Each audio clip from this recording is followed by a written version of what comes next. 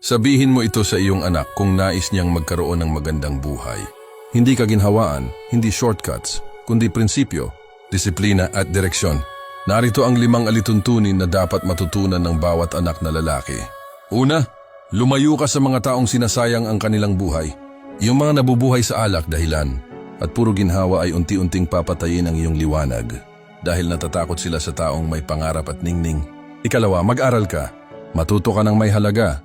Lumapit ka sa kaalaman at karunungan. Walang darating para ayusin ang buhay mo. Ikaw ang gagawa niyan. Ang tumitigil matuto ay naiiwan.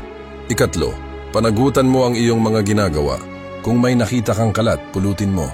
Saan ka man mapunta, iwan mong mas maayos kaysa sa iyong dinatnan. Diyan nabubuo ang tunay na pagkatao. Ika-4, igalang mo ang pera. Pero huwag mo itong sambahin. Huwag mo itong ubusin para lang magpasikat.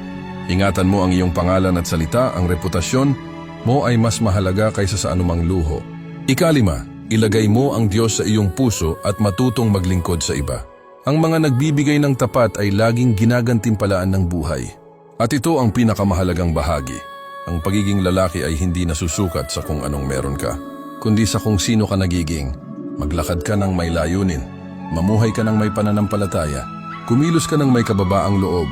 Dahil ang kinabukasan mo ay hindi binubuo ng mga dahilan, ito ay binubuo ng iyong mga desisyon.